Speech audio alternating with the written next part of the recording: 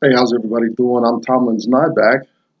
This is 365 Days Toward Racial Change. This is day 282, and I'm going to take a little segue away from story time, comment on some current events and whatnot. But I was first few minutes, I like to think about the position and condition of the power group in the United States and essentially the world, essentially white folks, and how they're getting along, if um, if their future holds any growth or breakthrough in relations. I think relations are pretty benign, pretty friendly. Essentially, we're not knifing each other on the streets, but racial tension is real and is there, and we definitely need some. It needs to be addressed. I'm beginning to think that racial tension, any kind of prejudice, needs to be the foremost conversation in any gathering of two people. Because you look at two people across the way, I'll tell you what, you look at your twin, and there could be you could still find some issues. I mean, fundamentally, judgment, discrimination, the willingness and ability to disadvantage someone else because they're different. I think that's an inherent human condition. You know, it was just exacerbated, multiplied, amplified through any kind of slavery based on color and birthright alone. That is such a lazy way um, to dominate and discriminate against another human being is over some condition over which they have no control. Skin color is just it's diabolical to have parsed the nation along the lines of skin color. That's it's illogical, and all the other stuff. I don't even think the conversation got that far as far as emancipation. Maybe I think there were some other economic, political power things going on. Not, hey, you're a dumbass for discriminating against the lines of skin color.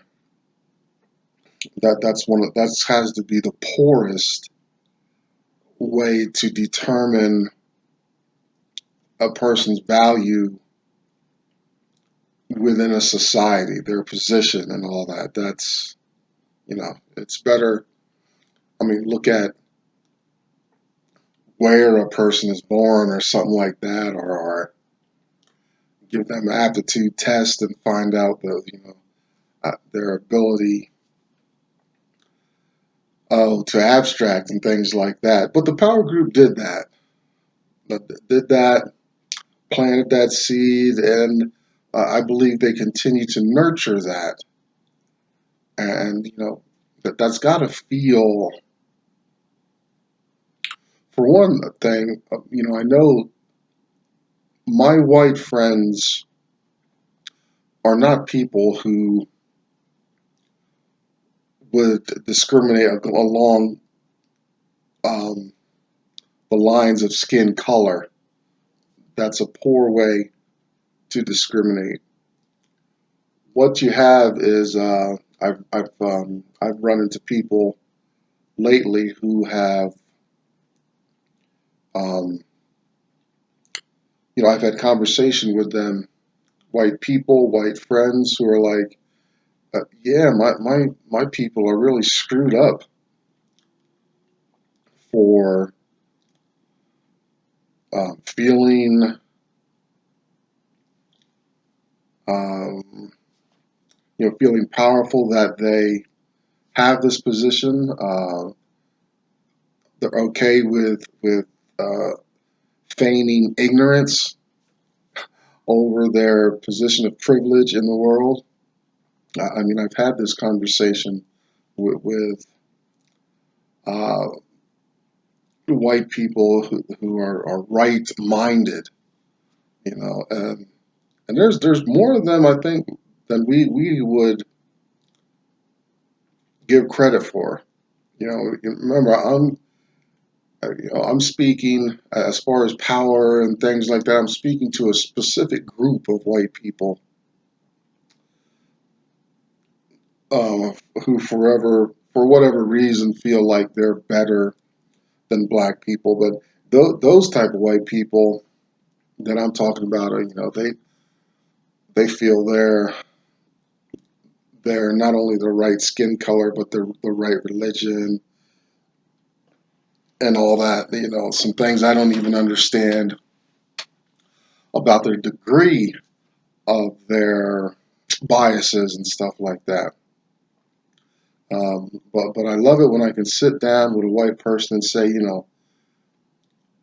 are you really disturbed by people of your color having this level of arrogance in um, in what they believe and how they are moving about managing themselves in the world. And I think that is it's interesting.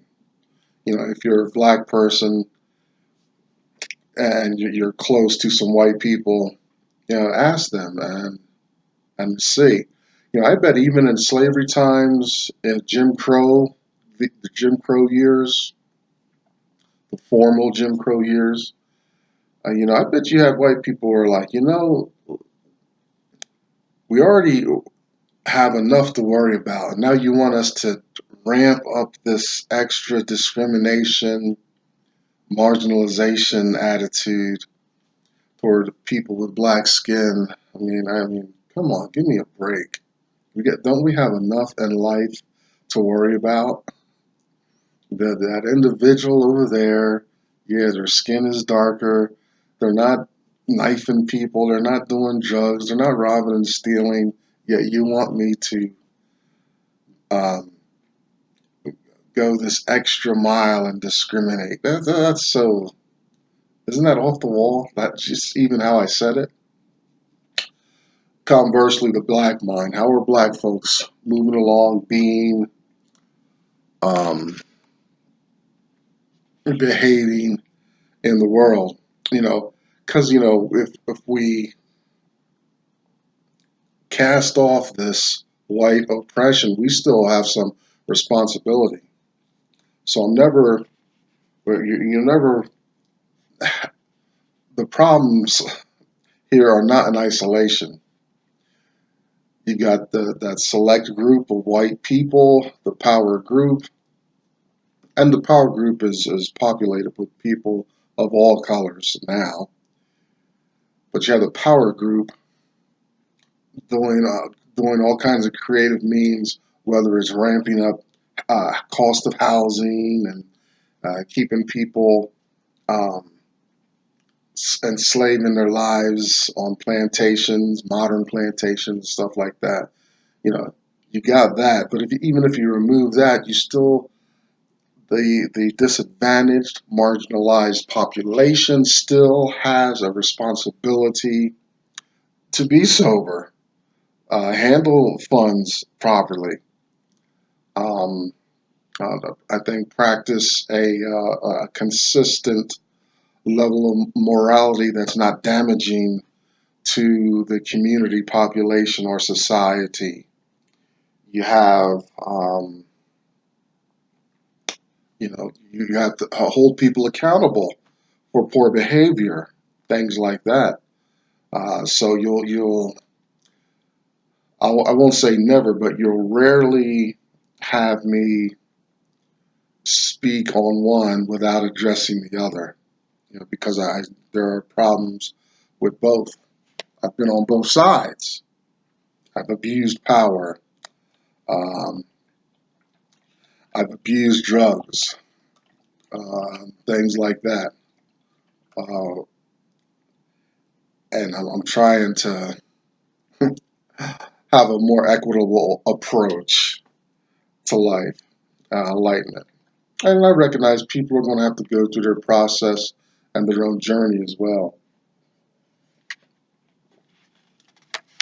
So there may be a Ku Klux Klan member, but that man or woman is journeying toward some great spiritual epiphany where they cast off some of these limiting thoughts and behaviors. Maybe a black person's skid row bum on on California's Skid Row area, and hopelessly addicted to crack, heroin, um, methamphetamine, opioids, hopeless drug, alcohol, the staple of that individual's diet, selling their body and all that. But they may be on a journey out and up into the light. You never know. You would have seen me at the various points in my life and marked me hopeless, and you would have moved on to the next thing. So both sides have a responsibility. I don't know if one's weightier than the other. They're both necessary. Also, for black people, their financial health. I think I've been overspending lately. Ever since I went on my little vacation in the summer, it was appropriate. Went to D.C. and saw some things and hung out with my mom and her husband. But ever since I've been back, I haven't been able to kind of get my financial grip. But it's okay. We're not sabotaging us. I'm not buying crack anymore, so that helps.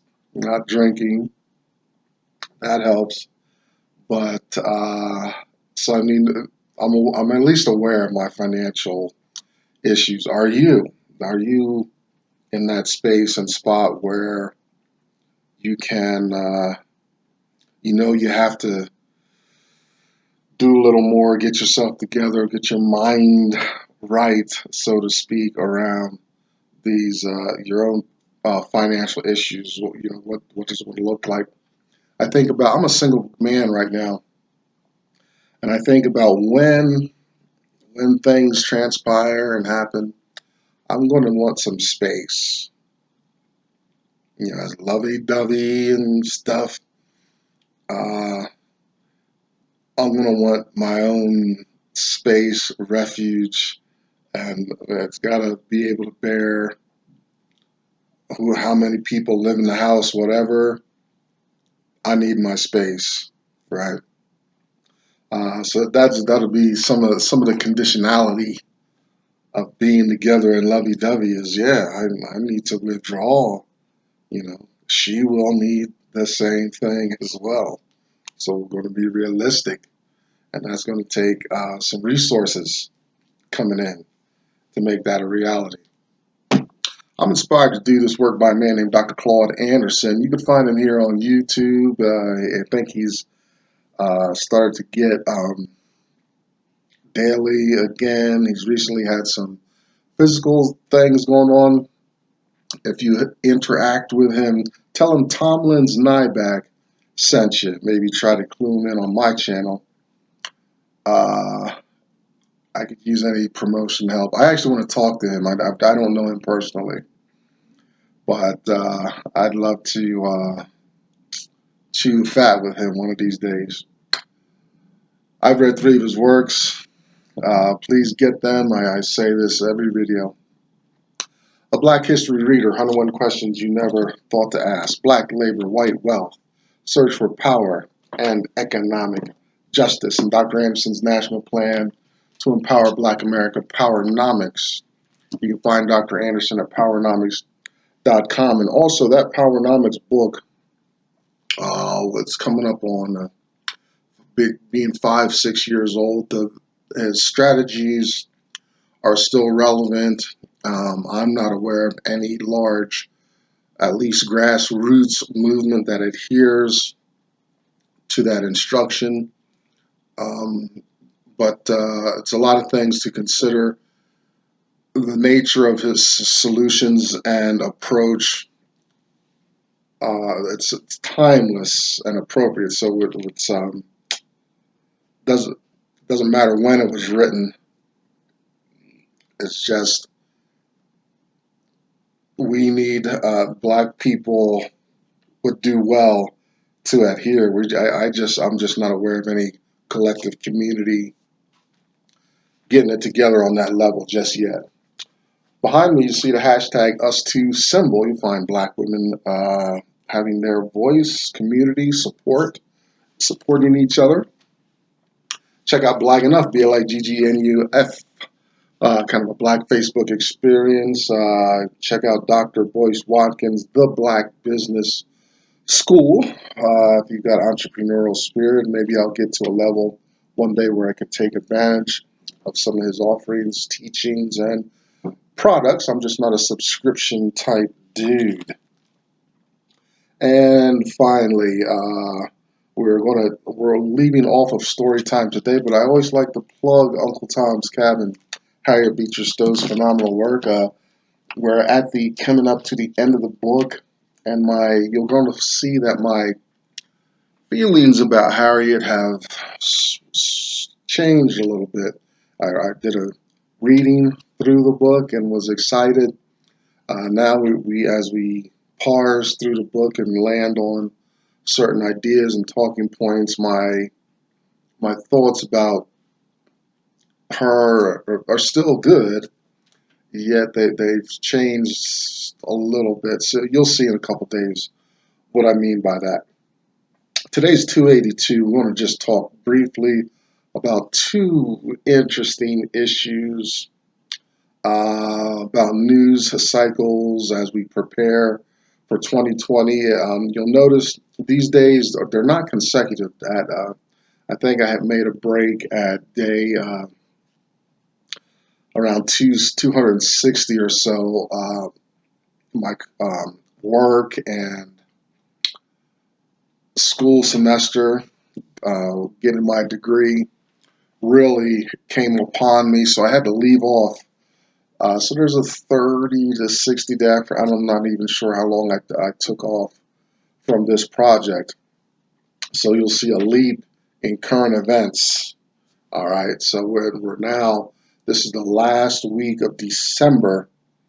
We're in 2019, coming up to 2020. So this project's going to appropriately spill into 2020, and hopefully we'll finish it up there. So today, current events, just want to give my view, air out. This project's been so cathartic for me, and I like doing this because I can unburden myself about some issues and reactions to what I see in news cycles, the world around me, and stuff like that. So that's not news to you. It's just a shout out. And real quickly, thank you, Google, YouTube, and subscribers. So with these last few minutes, I want to talk about two things. First one's a little spiritual, a little heady, but I promise I won't get into any voodoo or anything like that. I think it's realistic, but it may not reach all of my viewers at this time, but that'll be just a few minutes. And then I want to talk a little bit about the Constitution and its some challenges to the Constitution, some things we may see before I leave this earth, some things pertaining to America that are becoming we're coming up to a time some necessary changes need to happen, I think, to the Constitution and or about the Constitution. You'll see in a couple minutes what that means. First thing I want to talk about is interesting. I've been musing about the charisma and power of this president. Now, it's something that obviously he's wielded all his life, and now he's older, so he's a grand master at manipulation, and not necessarily negative. Not this. What I'm going to talk about is not necessarily negative about the president. We can always be negative, which I like. Even with an electoral college, popular vote or not, the man got in the office. People are on the street, and so many object and all this stuff. You know what? Whatever, because something's broken in the system. If you have that much backlash, but the country still moves forward, you know, with its idea. Power promoted itself and moved forward. So I'm not going to rant a lot about that when I talk about the president's charisma, his ability. And so I think every president has that. Now, we'll see a female eventually, and she'll have same command, charisma, power, and exercise that. You know, you need that to lead the world. You know, can't be some introvert like me making little private videos and stuff, ranting, and be a world leader. You know, maybe, but philosophers uh, in general don't command that kind of charisma in general. Everything's in general, but we're talking about this one guy. He's got some charisma, and so you know, as I'm watching news cycles and stuff like that, I'm saying, you know, there's some what is going on. It's almost like invasion of the body snatchers. Sometimes when I look at his party, his sycophants, and all this stuff, and they just blindly go follow him off a cliff if necessary. That's power. That's some charisma. And, you know, Hitler had that. Jesus had that, right? You look at a lot of religious leaders have that. Gandhi had it, right? You know, so that it can be good or bad and stuff like that. But I look at him and people in his party in other branches of government, and they're casting off their oaths, their responsibilities, and all that, and are sold out for whatever he says to do. Right? I mean, they publicly proclaim this. You know, I mean, I think it's you got framers of the Constitution rolling over in the grave. You know, whether they're Federalists or all that stuff. They're like, oh no, that's definitely not what we had imagined with three separate branches of government and equal power and stuff like that. So what does this president have?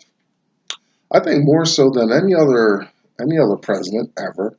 We're you know in this present president, you know, I think we've seen some focus that what's come. A lot of things have congealed and focused in one moment that we're not going to see in a long time, and it's it's dangerous to see. It's interesting to see the phenomenon if you are a person with any kind of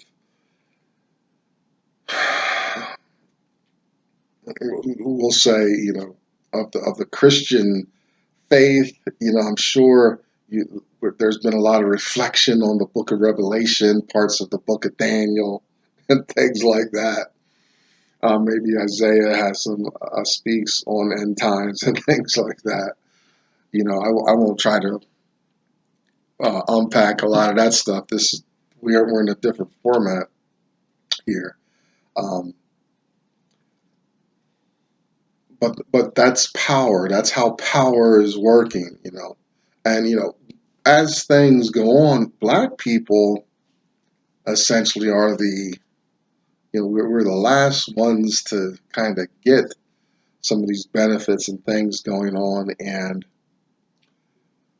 with all this turmoil and pressure at the top, there's just no way to gauge it.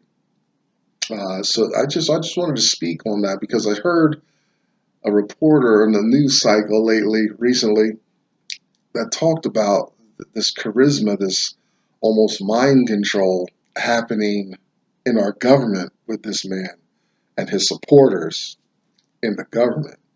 I, I probably wouldn't have spoken on it until I had seen it on national TV. So that's one thing. The other thing I want to talk about is our Constitution. I'm going to kind of prophesy a little bit. I think we're going to need, I think this country is coming to a point where it's going to need to really ramp up or update its relationship with the Constitution of the United States. We have this impeachment thing. Notice this impeachment, like, okay, it was a unique thing with Abraham Lincoln's successor, I believe. And then we had Nixon, and then Clinton, and now Bush, and it's coming with frequency and intensity, like birth pangs on a female, and um, we're going to see. I believe we're going to see uh, some voices, some champions come out to be like, okay, maybe we can leave the Constitution intact. We don't want to touch that so much because that is America. That old crusty document. Maybe if you expose it to the air, it might disintegrate or something. But that original document is the United States, and everybody is clamoring around and saying they support that and all that. However, with our impasses, with the way power clashed with itself, and these stalemates and things like that occurred recently, I believe we're going to see some changes. The framers didn't foresee the internet, and there's going to be something bigger coming along when we reach out to the planets. What's going to happen with the Constitution if we keep it together to populate the universe? Does that, or are we going to keep that document? Is that document going to hold sway, or are we going to see documents created that are going to compel the Constitution? And I'm not talking about amendments. Amendments, maybe they kind of clarify maybe what should be going on. Freeing slaves and voters' rights, and some incarceration language, or gun right to bear arms and things like that. I'm talking about voices that are going to come along and say, let's look at the Constitution as like a elderly person, and they're starting to need heart medication, blood pressure, um, you know, maybe signs of mental challenge. I won't say illness or dementia, but that kind of thing, because the Constitution